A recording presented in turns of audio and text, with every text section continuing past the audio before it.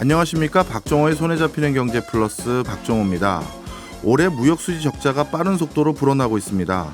관세청에 따르면 올해 지금까지 누적된 무역 적자는 약 240억 달러인데요. 역대 최대 적자를 기록했던 지난해 무역 적자 규모가 478억 달러입니다. 아직 3월인데 올해 적자가 벌써 지난해의 절반을 넘어선 겁니다. 실제로 승용차를 제외하곤 우리나라 주력 수출 품목인 반도체, 선박, 통신기기 등의 수출액이 1년 전보다 크게 감소했고요. 국가별로는 작년 같은 기간 대비 중국은 36%, 베트남은 28% 정도 수출이 줄었습니다. 그렇다면 과거 우리나라 무역 수지는 어떤 모습이었을까요?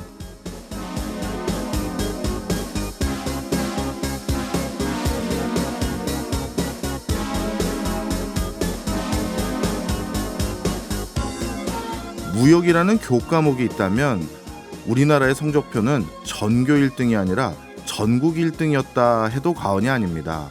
2012년 우리나라는 세계에서 9번째로 무역액이 1조 달러가 넘는 무역 대국의 반열에 올라섰습니다. 무역 1조 달러를 달성한 국가는 미국, 독일 등 G7 국가와 인구가 13억인 중국 정도입니다. 그런데 인구가 5천만 명이 채 안 되고 영토도 전 세계의 0.007%에 불과한 우리나라가 무역 1조 달러를 달성한 겁니다. 더욱 놀라운 것은 2019년 무역 1조 달러 달성 국가 중 무역 흑자국은 중국, 독일 그리고 우리나라뿐입니다. 그간 우리가 누려왔던 저물가, 저환율, 저금리는 이러한 무역 수자 흑자가 뒷받침되어 있었기 때문에 구조적으로 가능했다는 점도 잊어서는 안 될 것입니다. 3월 22일 수요일 박정호의 손에 잡히는 경제 플러스 광고 듣고 시작합니다. 사건과 인물 그리고 지리로 경제를 이야기하는 지리는 경제사 시간입니다. 아침에 손에 잡히는 경제 그리고 유튜브는 딩딩대학에서 활약하고 있는 MBC 양효걸 기자와 함께합니다. 어서 오십시오. 안녕하세요. 오늘 주제 뭔가 살펴봤는데 정말 시의적절한 주제인 것 같습니다. 네, 뭐 늘 그렇듯이 제가 좀 생각할 때 예. 가장 핫한 주제를 좀 가지고 나와 보려고 노력을 하는데 예. 특히 이제 SVB, 그러니까 실리콘밸리 은행 파산으로 시작해서 세계 경제가 지금 난리잖아요. 그렇죠. 뭐 다른 기사를 찾아보고 싶어도 경제면에는 다 이 기사입니다. 맞아요. 그래서 지금은 이제 크레딧 스위스 은행이 이제 인수가 됐다는 소식이 들리고 그다음에 특히 실리콘밸리 은행은 미국 한 5천여 곳의 은행 중에 한 16위 정도 됐다고 하거든요. 그러니까 우리나라 자산 규모로 보면 우리나라 산업은행 정도 그 정도 되는 이제 수준의 은행이었고 일단 크레딧 스위스는 여러 번 이야기가 나왔지만 스위스에서는 두 번째로 큰 투자 은행입니다. 그런데 가장 큰 은행이자 라이벌이었던 UBS의 인수가 됐습니다. 예, 이거 정말 난리 난 거잖아요. 네. 쉽게 말씀드리면 큰 은행이 그렇게 파산할 경우 경제에 미치는 영향도 큰데 정말 적지 않은 은행들이 지금 이런 일이 있었었네요. 네, 이 기사 보면 바로 떠오르는 게 2008년 리먼 브라더스. 예, 그 사태 때도 무슨 뭐 미국의 무슨 투자 은행이라는데 망했다고 전 세계가 이렇게 난리냐 뭐 이런 얘기들이 있었잖아요. 그래서 당시에 이제 리먼 브라더스가 미국 내 4위 투자 은행이었습니다. 그래서 오늘은 은행은 왜 망하는지, 망하면 어떻게 되는지, 그리고 은행 파산의 역사를 좀 알아보려고 하고요. 가장 중요한 이제 우리나라 은행은 그러면 괜찮냐? 그게 제일 중요하죠. 거기에 대해서 좀 설명을 드리려고 합니다. 사실 은행 파산은 정말 좀처럼 일어나지 않는 게 다른 뭐 회사들도 많이 있겠습니다만 원래 은행은 안전성을 극도로 추구하는 회사들이잖아요. 네, 뭐 은행이면은 뭐 안전성인데 그런데 또 이제 금융의 역사를 살펴보면은 은행이 파산하는 건 또 뭐 그렇게 또 없는 일은 아니고요. 꽤 자주 있었던 일인데 크게 이제 두 가지 원인으로 나눠서 생각해 볼 수가 있습니다. 첫 번째 이제 구조적인 문제, 그 다음에 두 번째는 약간 내부적인 통제 문제. 일단 구조적 문제부터 살펴보면 이 가장 근본적인 원인은 은행의 영업 방식 때문에 은행이 망하는 위험을 항상 안고 있다. 이럴 수밖에 없다. 의외로 좀 취약한 구조인 겁니다. 영업 방식이 뭐가 문제죠? 일단 은행은 이제 고객들로부터 예금을 받잖아요. 근데 그 돈은 금고 안에 보관하고 있다가 뭐 요청하면 주면 뭐 그냥 보관소잖아요. 그럼 사고 날 일이 없겠죠. 그리고 아무 일도 안 생기죠. 그래서 마치 이제 지하철 물품 보관소 같은 물품 보관함 같은 것과 마찬가지인데 그런데 이런 식이면은 차라리 보관료를 받아야 맞는 거잖아요. 근데 은행은 안 받잖아요. 근데 이 고객의 돈을 굴려서 수익을 또 내기 때문입니다. 그런데 이제 고객한테 받은 금액을 가지고 굴려야 네. 돈을 벌잖아요. 맞습니다. 그래서 이 구조적인 문제라고 하는 건데 만약에 은행이 안정적으로 한다고 하면 다른 은행 예금이나 적금을 들어버리면 어떻겠어요? 거기서 받은 이자가 고객한테 나중에 줘야 되는 이자하고 비슷할 텐데요. 그러니까 시쳇말로 뭐 똔똔이다. 이렇게 네. 볼 수 있는데 따라서 이제 고객한테 주는 이자보다는 조금 더 남겨야 할 거 아니겠어요? 그래서 이 금융시장에서는 높은 수익률을 얻는 방법은 또 크게 두 가지가 있습니다. 예. 위험을 떠안거나 예. 아니면 시간을 길게 투자하는 방법이 있죠. 두 가지 방법 중에 은행이 위험을 떠안을 수는 없을 것 같은데요. 네, 그래서 시간을 길게 가져가는 겁니다. 예. 상대적으로 안정적이면서 장기물에 넣는 건데 이 대출도 일종의 장기 투자나 마찬가지거든요. 그러니까 은행이 대출할 때 일정 기간을 설정하잖아요. 저희가 돈을 빌려드립니다만 언제 회수할지는 모릅니다. 이렇게 하면 대출에 간 사람이 사실 없겠죠. 그렇죠. 네, 그래서 고객 돈은 어떻습니까? 근데 일반 통장의 경우에는 고객이 은행에 와서 저 예금 찾을래요 주세요 하면 당연히 또 지급을 또 해줘야 되는 거잖아요. 이거 지금 안 해주면 아무도 예금 안 하니까요. 그렇죠. 예. 바로 이런 걸 대비하기 위해서 은행에서는 지급 준비금이라는 걸 늘 가지고 있잖아요. 네, 그래서 그렇게 하면 어느 정도 인출 요청이 들어오더라도 충분히 소화할 수가 있겠죠. 그래서 하지만 이 지급 준비금을 100% 가지고 있지는 않기 때문에 예. 100% 쌓아두기만 하면 또 앞서 말씀드린 것처럼 아무 일이 일어나지 않을 테니까. 그런데 대한민국의 법정 지급 준비율은 7% 수준입니다. 그러면 만약에 네. 7% 이상 동시다발적으로 저 돈 좀 빼갈게요 하면 문제 생기는 건가요? 그렇죠. 근데 뭐 시중은행이야 법정 지급 준비금보다는 더 높은 수준의 예. 지급 준비를 하지만 그래도 10몇 % 수준이거든요. 그러니까 가끔 예금주들이 다 같이 동시에 인출을 시도하는 때에 이제 이 큰 일이 생기는 겁니다. 그렇게 동시에 인출을 시도했었을 때의 현상을 우리가 흔히 뱅크런이라고 부르잖아요. 그렇죠. 은행으로 뛰어가는 예. 뱅크런인데 은행이 망하는 이유는 사실 바로 이 때문이죠. 그래서 은행의 영업 방식 자체가 은행이 받는 돈은 대부분 장기 대출이나 상품에 묶여 있기 때문에 예. 은행이 평소에 보유한 현금으로 인출을 감당하기 어려울 때 바로 이 경우에 은행이 파산하게 되는 겁니다. 이번에 SVB 사태도 이런 상황이죠? 네, 맞습니다. 정확하게 이 상황이고 제가 이런 은행 파산이 가끔 일어난다고 했잖아요. 그래서 예. 실제 그렇게 자주 일어나는 일은 아닙니다만 또 경제 역사를 보면 생각보다 이런 사례들이 꽤 있습니다. 찰스 킨들버거라는 경제 사학자가 은행 파산과 그에 따른 위기를 어떻게 비유했냐면 단연생 꽃과 같다. 이렇게 이야기했거든요. 왜 그렇게 비유했을까요? 계속해서 질기게 피어난다. 그리고 이제 끝인가 하면 또 피어난다. 언젠가 또 피어난다는 겁니다. 결국 구조상 은행의 위기라는 건 언제든 터질 수 있다는 그 얘기네요. 네, 역사 속에서도 이런 사례가 많았다고 아까 말씀드렸죠. 그래서 제가 이제 손경제 플러스에서 은행의 기원에 대해서 말씀드리면서 금세공업자들이 금 맡아주다가 한꺼번에 찾으러 와서 뱅크런 생겼다. 뭐 이런 말씀 드렸었는데 사실 이거는 개인 사업체의 문제지만 더 큰 규모에서 뱅크런이 발생하는 거는 거의 한 17세기로 거슬러 올라갑니다. 스웨덴의 중앙은행이라고 할 수 있는 릭스방크가 있는데 1668년에 생겼거든요. 그런데 이 중앙은행의 전신이 하나 있습니다. 예. 스톡홀름 은행인데 1656년에 설립이 됐습니다. 방금 말씀드린 연도 두 개를 비교해 왔더니 16년밖에 못 간 거네요. 네, 그렇죠. 한마디로 망한 겁니다. 전신이. 이 스톡홀름 뱅크는 요한 팜스트루흐라는 이제 사업가가 왕실의 허가를 받아서 이제 연 은행인데 당시에는 이제 금하고 은이 부족하니까 달러라고 부르는 대형 동판 화폐가 있었거든요. 근데 이걸 매번 가지고 다니기 너무 무거우니까 이 사업가였던 팜스트루가 아이디어를 하나 냅니다. 예. 이거 지폐 한번 찍어보자. 종이로. 이야. 네. 어떻게 보면 시중은행이 우리도 화폐 찍겠다 이 얘기한 거네요. 맞습니다. 동판이 무거우니까 동판 수만큼 동판 예치 영수증을 일단 발행을 하고 있었습니다. 그래서 동판이 그러면은 창고에 그대로 남잖아요. 예. 그래서 이 사람이 이걸 가지고 수익을 한번 만들어 보자 이렇게 나선 겁니다. 구체적으로 수익이 어떻게 나오죠? 일단 동판이 창고에서 노느니 이거 필요한 사람 그냥 빌려주고 이자 받자 이런 생각이었거든요. 근데 여기서 욕심을 더 내서 아까 말씀드린 지폐까지 이제 발생을 찍게 되는 거거든요. 근데 생각해 보면 동판 수는 정해져 있고, 그러니까 이 지폐를 뒷받침하는 자산은 사실 하나도 없었던 거죠. 딱 봐도 사기인데. 그렇죠.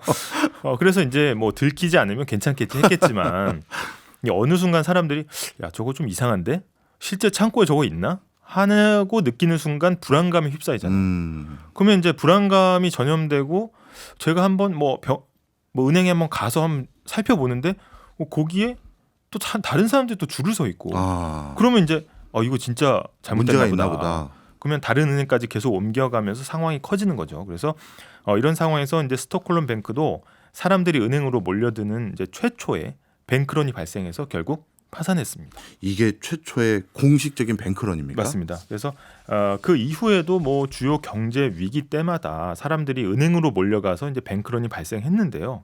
이런 은행 파산이 경제 상황과 뗄 수 없는 이유가 사실 자산 가격하고 연관이 돼 있잖아요. 예. 그래서 자산 가격이 폭락하면은 사람들이 결국은 믿을 거는 현금밖에 없다 이렇게 생각하기 때문에 일단 이 현금 보유를 늘리게 되는 겁니다. 그래서 위기 생기면 현금부터 찾으려고 은행 달려가는 거죠. 네. 이 게다가 경제 위기는 공포감을 항상 동반하잖아요. 이 공포감하고 이 현금 보유가 합쳐지면 바로 그게 이제 뱅크런으로 이어지는 거거든요. 그래서 마치 전염병처럼 퍼져나가면서 인출을 요구하게 되고 이 고객 예금으로 장기 투자를 했던 은행들은 장기 상품들을 또 급하게 또 현금으로 바꿔야 되잖아요. 그럼 당연히 손해를 보겠죠. 그렇죠. 그러면 제값을 못 받으니까 손해 입고 파산하게 되는 겁니다. 그러니까 은행의 영업 방식에서 나오는 이 같은 특성이 계속해서 역사에서 이제 반복이 되는 거고요.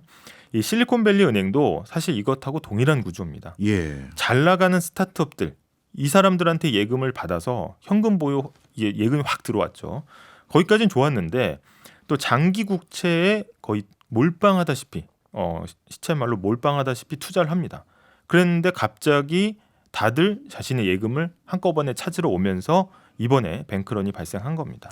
말씀 듣고 보니까 은행이라는 업의 구조적인 특성이 취약할 수밖에 없는 구조가 꽤 있네요. 네. 그래서 이제 우리가 항상 양면이 있지 않습니까? 예. 신용창조라고 하는데 한국은행이 100원을 찍어내더라도 금융기관을 거치게 되면 우리 경제를 돌릴 수 있는 장부상의 돈은 크게 불어나게 되는데 이게 이렇게 불어난 돈으로 사람들이 또 투자도 하고 새로운 사업도 하고 경제활동하면서 이 기업이 성장하는 겁니다. 그래서 예. 어떻게 보면 이런 경제 구조는 이 경제적인 이득하고 맞바꾼 위험이다 이렇게 또 볼 수가 있겠고요. 예. 여기까지가 앞서 말씀드린 첫 번째 은행이 망하는 구조적인 위험이라고 볼 수 있겠습니다. 그런데 그런데 또 다른 이유가 또 있는 거예요? 그렇죠. 두 번째 원인이 있는데 두 번째 이유가 바로 큰 은행의 집안 문제 때문에 그렇습니다. 큰 은행의 집안 문제 이건 또 뭡니까? 이 집안이라고 해서 뭐 살림집을 이야기하는 건 아닌데 예. 우리가 소위 이제 내부 통제라고 말하는 부분입니다. 그래서 이 주변 경제 상황이나 아니면 은행의 영업 방식에 대한 구조적인 문제가 아니라 이 직원 한 명이 네. 뭐 사고를 치거나 아니면 통제를 잘 못해서 생기는 일이거든요. 근데 실제 233년 된 역사의 대형 은행을 한 사람이 파산시킨 경우가 역사에 있었습니다. 이게 바로 이 베어링 은행 사건인데 굉장히 예. 유명한 사건이죠. 이 베어링 은행은 1762년에 영국에서 설립된 국제 금융 회사거든요. 예. 그러니까 얼마나 또 역사가 깁니까? 그동안 이제 신용도 많이 쌓였을 거고. 그런데 여기에 20대의 젊은 빌런이 하나 입사를 합니다. 네. 바로 닉 리슨이라는 사람입니다. 쉽게 말해서 어떤 직원 한 명이 그 회사 전체를 말아먹은 거예요? 네, 일단 이 리슨이라는 사람을 조금 알아봐야 되는데 처음에 이제 증권 브로커 활동도 하거든요. 근데 19살부터 시작을 합니다. 예. 근데 이제 1989년에 이 베어링 은행에 취직을 합니다. 그래서 이 선물과 옵션 거래 전문가로 활약을 해요. 예. 그러니까 젊은 나이부터 이렇게 경험을 쌓으면서 내부에서는 승승장구를 합니다. 그러니까 이 은행에 들어온 지 4년 차인 1992년에 싱가포르 지사의 사무소장으로 임명이 되거든요. 네. 당시 리슨의 나이가 25살이었습니다. 총괄 매니저에 25살. 저는 사실 그 나이 때 뭐 했는지 잘 모르겠는데 네. 벌써 이렇게 젊은 나이에 성공을 했던 거죠. 저도 갑자기 일을 잘했나 보네요. 네. 근데 이게 입사 첫 해, 그러니까 입사 첫 해가 아니고 이제 싱가포르 지사에 부임해서 사무소장으로 첫 해부터 이른바 대박을 칩니다. 이 투기적인 거래를 성공을 시켜가지고 1,000만 파운드의 수익을 내는데 보너스로 13만 파운드를 받거든요. 야. 이게 그 연봉의 거의 한 두세 배 되는 돈이었습니다. 그러니까 이분이 생각할 때 어떻겠어요? 아 이거 만만하네, 할만하네 이렇게 생각했겠죠. 그런데 이제 얼마 뒤에 이제 자기가 이제 부리던 이제 부하 직원이 예. 실수로 한 2만 파운드 정도를 날리는 사건이 생깁니다. 네. 이게 이제 고객의 주문을 받아서 이걸 그대로 실행을 해야 되는데 반대로 실행을 했어요. 그래서 이거를 원래 통상 반대 매매를 다시 실행을 시켜가 청산을 해버리는 게 이제 그건데 이미 장이 끝나버렸던 거예요. 그러니까 한 지금 환율로 치면 우리 돈으로 한 3천만 원 정도 손실이 난 거죠. 물론 작은 돈은 아닙니다만 대형은행에서 이 정도는 감안할 수 있잖아요. 그렇죠. 그래서 이제 그런데 이게 처음에 리슨이 이 잘못된 선택을 합니다. 예. 그래서 회사로부터 칭찬만 받았는데 예. 이제는 이제 혼날 게 이제 좀 걱정이 됐던 거예요. 그래서 리슨이 새로 계좌를 하나 만드는데 예. 88888 계좌를 하나 만듭니다. 예. 8이 5개. 예. 이 계좌가 사실 에러 계좌거든요. 예. 그러니까 이 계좌가 원래 휴면 계좌로 들어가고 만약에 뭔가 차고 송금이라든지 뭐 에러가 났다든가 해가지고 손실이 났을 때 여기에다가 집어넣고 한꺼번에 처리하겠다 이런 개념의 계좌였는데 네.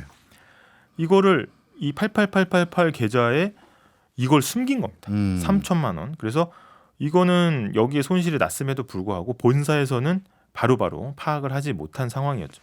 쉽게 말해 휴면 계좌 이용해서 손실 숨긴 거네요. 네.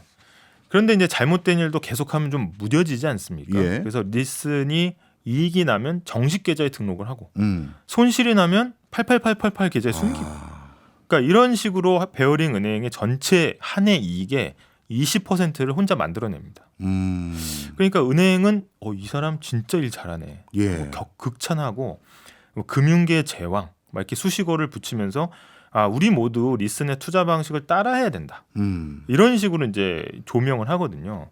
그러니까 이 사람이 이게 한번 자기가 볼 때는 자기가 내려올 수 없는 말에 호랑이 등에 탄 그런 상황이거든요. 그래서 근데 이미 리슨은 막대한 손실이 이미 나고 있었습니다. 예. 그래서 이 1992년만 해도 거의 200만 파운드의 손실이 1993년 거의 1년 만이죠. 네. 2,300만 파운드까지 뛰었습니다. 10배 이상 늘었네요. 네, 그래서 우리 돈으로 한 370억 정도 이런 손실이 계속해서 누적이 된 거죠.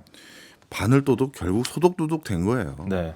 근데 이 리슨이 이 손실을 한 번에 뒤집기 위해서 계속해서 투기적인 모험을 합니다. 네. 그래서 이제 스트래들이라는 이제 투기적인 투자 방식이었는데 간단히 말해서 이 도쿄 증시와 싱가포르 증시의 가격 차이를 이용하는 투기적 방법이었거든요. 그래서 이게 만약에 자기가 지정했던 주가 권리 행사 가격이라고 이야기하는데 내가 볼 때 이 정도의 가격에서 주가가 형성되겠다라고 찍어놓고 그 앞뒤로 몇 %만 넘지 않으면 사실은 그 프리미엄만큼 이득을 얻는 파생 금융 상품이었어요. 네. 그래서 만약에 이 범위를 넘어가지만 않으면 굉장히 큰 뭐 이익을 얻을 수 있기 때문에 요즘 보니까 뭐 도쿄 증시, 싱가포르 증시가 뭐 그렇게 크게 움직이는 것 같지도 않고 충분히 해볼 만한 투기적 방법이다 이렇게 생각을 하면서 여기에다 모든 걸 이제 걸고 베팅을 하고요.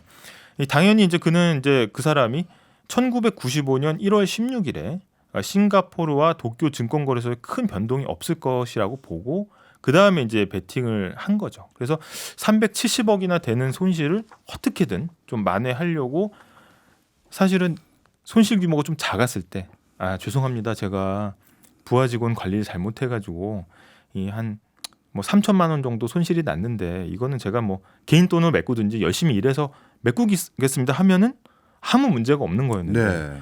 이게 한번 하다 보니까 손실이 나면 휴면 계좌에 숨기고 이득이 나면 다시 이제 회사에 정식으로 보고하니까 회사에서 본사에서 볼 때는 이 사람은 계속해서 이득만 나는구나.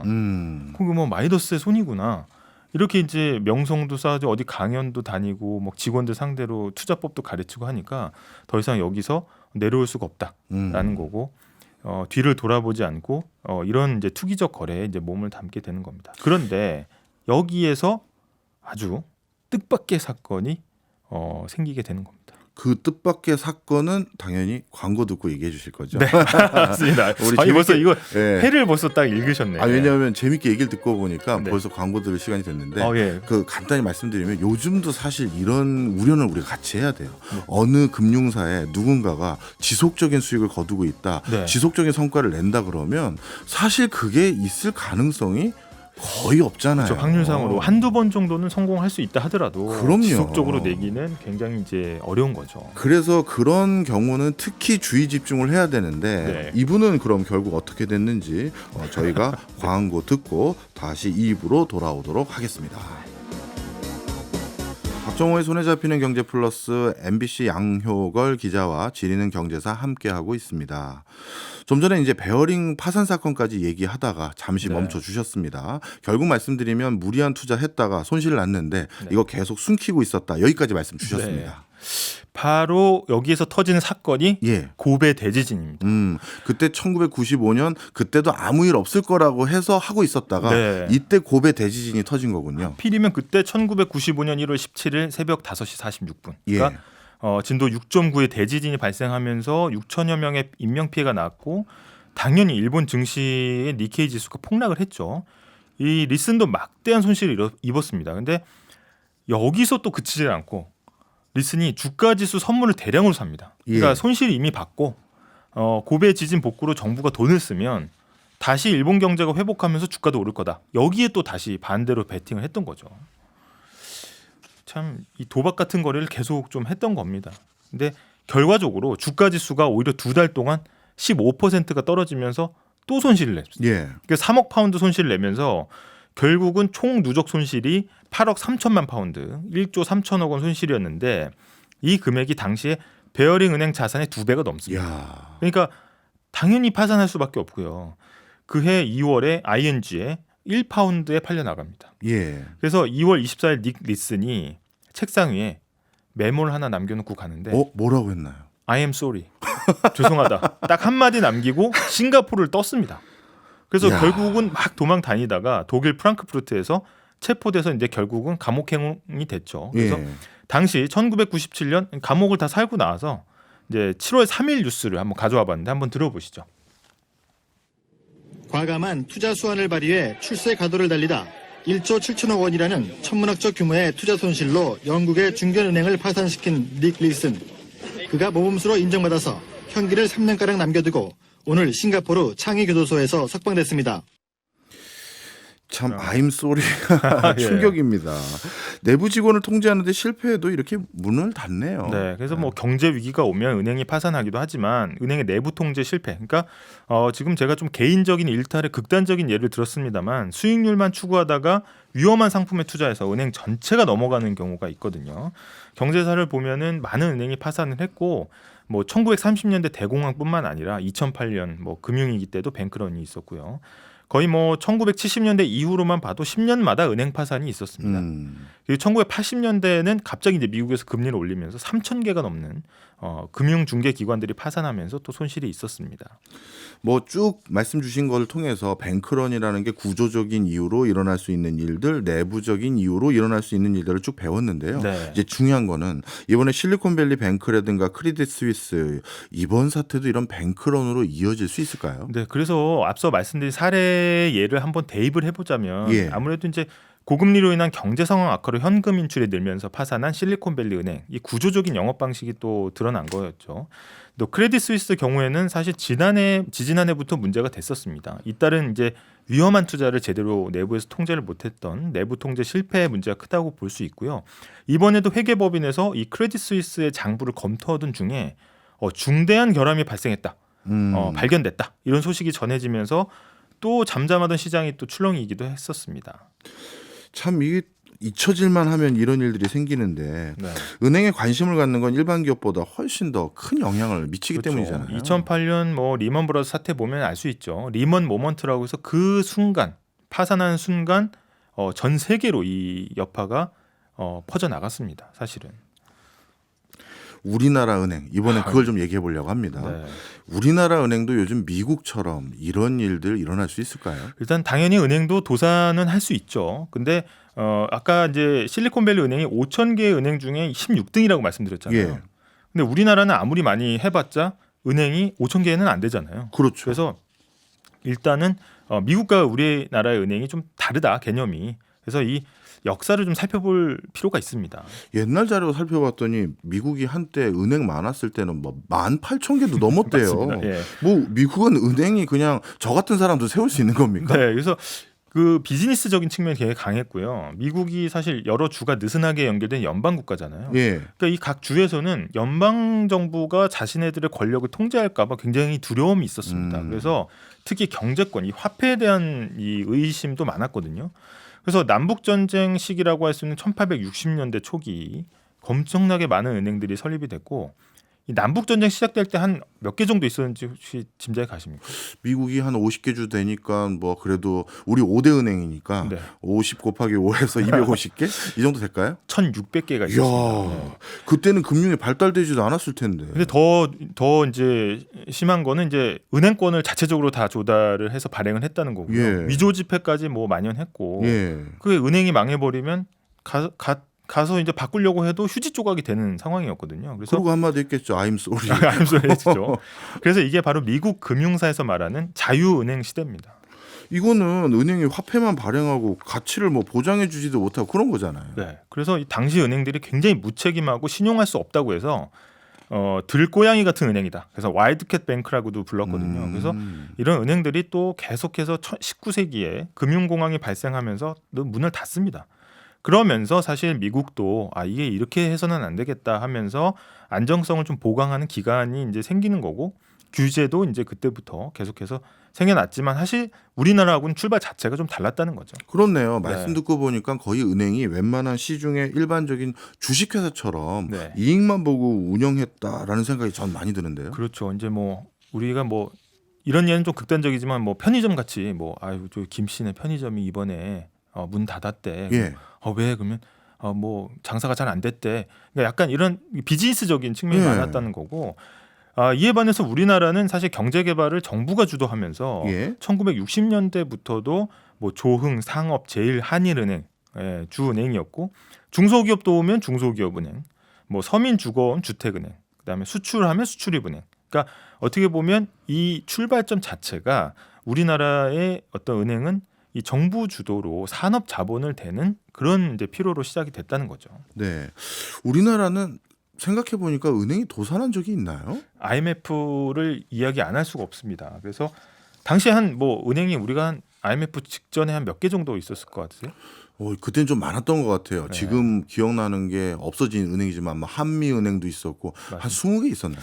26곳입니다. 거의 어. 비슷한데, 당시 은행이 이제 금융 자유라 이런 거 한다면서 이제 성장 속도가 붙고 막 점포 수랑 직원까지 계속 늘리기 시작했거든요. 근데 문제는 공격적인 영업을 좀 했다는 겁니다. 그래서 그 당시에 또 이 아젠다가 우리가 이제 경제협력 개발기구에 가입을 하자.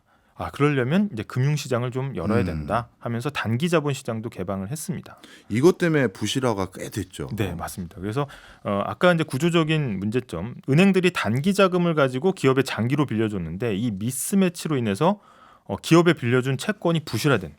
그러면 은행이 기업이 망하면 줄줄이 또 부실화되는, 결국은 97년 11월에 한국 정부가 IMF에 긴급 구제금융을 요청하게 됩니다.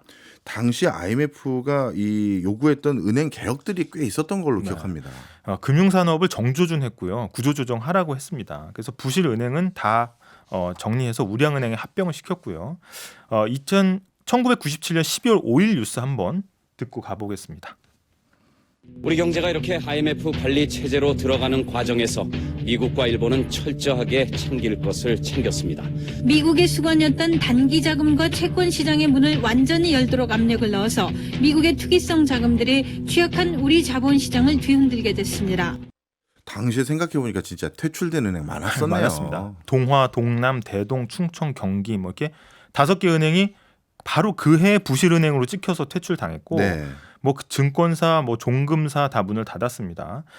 우리 2002년에는 우리나라 최초의 은행이라고 할 수 있는 조흥은행, 한빛, 아까 말씀하셨던 외환, 평화, 광주, 제주은행이 구조조정 대상에 올랐거든요. 그래서 이 과정에서 조흥, 한빛, 외환, 제일, 서울 이렇게 사라졌습니다. 사실 그 전까지 누가 은행이 망할 거라고 상상이나 했겠습니까? 그렇죠. 그래서 이제 사라진 은행들이 왜 망했냐 보면 기업 대출이 많았다는 거거든요. 오히려 지금 살아남은 이제 국민이라든지 아니면 다른 금융 지주들은 이 소매금융이 오히려 좀 많았습니다. 예. 그래서 이게 상대적으로 안전한 개인 대출로 이자놀이를 좀 하면서 은행들은 살아남았는데 예. 기업의 모험 자금을 대출하던 은행들은 망했다는 거죠.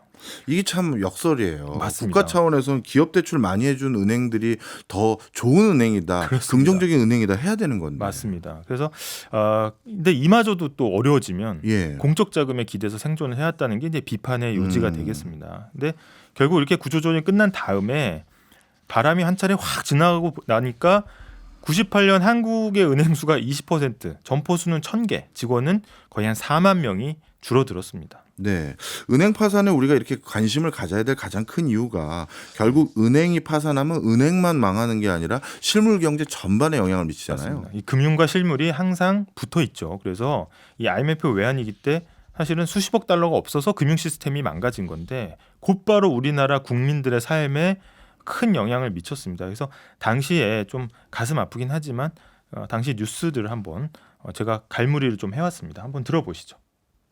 생활고에 시달린 가장이 스스로 목숨을 끊는 사례가 적지 않게 나타나면서 아버지는 미안하다는 말을 남기고 14살 난 딸이 보는 앞에서 삶을 포기했습니다. 다슬이 자매는 지난해 말 아버지가 실직하고 엄마 아빠가 차례로 집을 나간 뒤 길에 버려졌습니다. 엄마야, 회사에서 돈 벌러 갔어요. 보고 싶어요. 방송 내용이 정말 숙연해지네요. 네, 당시에는 뭐 이게 막 그렇게 뭐 익숙한 뉴스들이었어요. 예. 당시에는. 그래서 이 경제 위기가 온다는 게 정말 참 무섭다 이런 걸 좀 느끼게 해준 뉴스들이었고요. 네. 그러면 이제 제일 중요한 게 네. 이제 지금의 은행 우리가 괜찮은 건가요? 일단 뭐 미국발 은행 파산이 이제 국내에 어떤 영향을 미칠 거냐 이게 제일 관심인데 아까 말씀드렸듯이 출발점도 좀 달랐고요. 우리나라와 미국의 은행 구조가 조금 다릅니다. 예. 그러니까 이번에 파산한 실리콘밸리 뱅크 같은 경우에는 이제 스타트업의 예금을 받는 전문 은행이었잖아요. 예. 그 예금을 받은 뒤에 미국 국채랑 MBS라는 이제 주택을 저당한 이제 증권 파생 상품에 집중 투자했기 때문에 사실은 이제 손실이 컸다라는 예. 거고요. 이 금리가 가파르게 오르면서 장기물을 갑자기 또 현금으로 바꿔야 되는 그런 과정에서 상품 가격이 확 떨어지면서 손실을 입은 겁니다. 근데 이게 벤처기업에 사실 고객이 쏠려 있다 보니까 지금 같은 고금리 시대에는 이 벤처기업들부터 어려워지잖아요. 그래서 예. 한꺼번에 예금 인출이 일어났던 것으로 이제 분석을 하고 있습니다. 이런 관점에서 보면 우리나라 은행 중에는 뭐 벤처기업의 특수한 은행 이런 거 없으니까 네. 고객이 상대적으로 분산되어 있으니 안전하다고 봐도 됩니까? 네, 우리나라 은행들은 예금과 대출에서 모두 이제 가계와 기업 고객을 고르게 보유하고 있습니다. 그래서 이번에 이제 실리콘밸리 사태와 우리나라 은행이 좀 상황이 다르다 이런 주장의 핵심 근거가 바로 여기서 나오는 건데 아이러니한 부분은 이 우리나라 은행들의 영업 방식이 계속 비판의 대상이 되었었잖아요. 예. 담보가 상대적으로 확실한 그렇죠. 주택담보대출, 가계대출 위주로 자금을 돌렸다는 건데 이게 바로 이 손쉬운 이자 장사. 여기 이제 비판의 지점이었거든요. 이자 장사가 안전판 된 거네요. 그게 오히려 이제 지금 같은 상황에서는 기업 대출이 적고 가계 대출 중에서도 담보 대출 위주로 한 게 오히려 리스크를 줄이는 방식으로 작용한 측면이 큽니다. 그래서 국내 은행들의 어떤 유가증권, 그러니까 주식 같은 이제 위험자산 투자 비중이 전체 자산 대비 한 16% 안팎이거든요. 예. 대부분 자산이 이제 대출로 채워져 있다 보니까 그리고 여수신 비율이 이제 국내 한 5대 은행이 한 거의 90%를 넘기고 있는 상황입니다.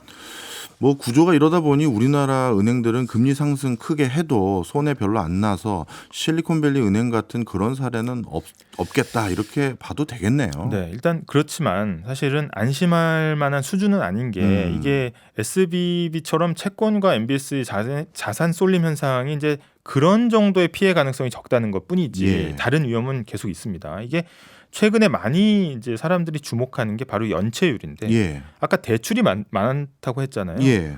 은행권 대출은 굉장히 많이 불어나 있는 상황에서 연체율이 꿈틀거리면 이게 굉장히 또 이제 스타트가 될 수가 있고 실제 4대 시중은행의 1월 신규 연체율 평균이 1년 전에 비해서 한 2배 이상 높아지기도 했습니다. 1년 전에 비해서 2배 이상이라는 건 이제 슬슬 우리도 좀 뭐 걱정해야 되는 것 같기도 한데. 네, 그래서 자산 쏠림 현상은 뭐 그다지 심하지는 않지만 결국 이제 SVB도 보면 결국 가파르게 오른 금리가 근본적인 원인이다. 그 뒤에 자리 잡고 있다 이렇게 볼 수가 있는데 경제학의 실증 연구에 따르면 사실 금리 인상기의 자산 가격 하락은 시차가 한 1년 정도 뒤에 오게 됩니다. 그래서 우리나라도 주택연구원이나 이런 데서 내놓은 리포트를 보면은 한 딱 실물에 영향을 미치는 게 한 1년 정도 시차를 두고 오거든요.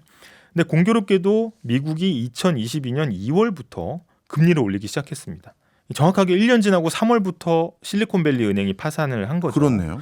한국은행이 금리를 본격적으로 올리기 시작한 것 또한 지난해 4월부터이기 때문에 이 시차가 맞다고 하면은 우리도 지금 파도가 거의 눈앞에 와 있다. 그래서 올해 상반기 말부터는 본격적인 하강에 접어들 수 있다는 분석이 나오고 있습니다. 좀 전까지만 해도 제가 안심하려고 했는데 네. 슬슬 위기감을 조장하실 수도 있는 것 같은데 네. 어떻습니까? 우리나라 금융권 그러면 안심 못하는 네, 건가요? 제가 이제 이번에도 두 가지 구조적 원인하고 이제 어떤 내부 통제 이야기를 드렸었는데 예. 이제 내부 통제 같은 경우에는 은행들에 대한 감독 규제가 굉장히 촘촘한 상황입니다. 그래서 개별 1금융권 은행이 이런 걸로 파산할 가능성은 상당히 낮다고 볼 수 있고요. 다만 예. 현재 우리 경제 상황이 이 수출이나 경제 성장률 기초 체력이 많이 떨어져 있는 상황이거든요. 그러다 보니까 이제 전 세계의 금융 시장의 충격이 오면 이제 우리나라 투자 자금이 빠져나가면서 은행까지 동반 부실화되는 상황이 올 수 있다는 겁니다. 그래서 특히 우리나라는 부동산에 대한 자산 네. 쏠림이 좀 있거든요. 그리고 현재 우리나라 경제 가장 약한 고리로 거론되는 게 부동산의 프로젝트 파이낸싱, 그러니까 예. 어떤 미래의 사업성을 보고 일단 큰 돈을 대출해준 이 PF 부실 문제가 1금융권을 제외한 나머지 저축은행, 그다음에 상호금융 등 2금융권에 대한 연체율 증가 이런 것까지 좀 꼼꼼하게 좀 따져봐야 된다. 이런 목소리들이 점점 커지고 있습니다. 예, 알겠습니다. 뭐 역사적으로 뱅크런 어떻게 진행됐는지부터 우리나라 요즘 금융권의 상황까지 아주 촘촘히 잘 배웠습니다. 네, 감사합니다. 지금까지 양효걸 기자였습니다. 고맙습니다. 감사합니다. 지금 나가고 있는 노래는 휘트니 휴스턴의 Run to You입니다. 말년에 개인적으로 파산까지 해서 큰 어려움을 겪었던 진짜 슈퍼스타입니다. 파산 얘기해서 생각나서 선곡도 해봤고요. 이렇게 파산이라는 건 개인에게 커다란 아픔이 되는 것 같습니다. 오늘도 무탈한 하루 보내시길 바라고요. 박정호의 손에 잡히는 경제 플러스는 내일 11시 5분에 다시 찾아오겠습니다. 고맙습니다. You would only take the time. I know in my heart you'd find. 경제 생활의 플러스가 되는 아주 경제적인 시간. 박정우의 손에 잡히는 경제 플러스.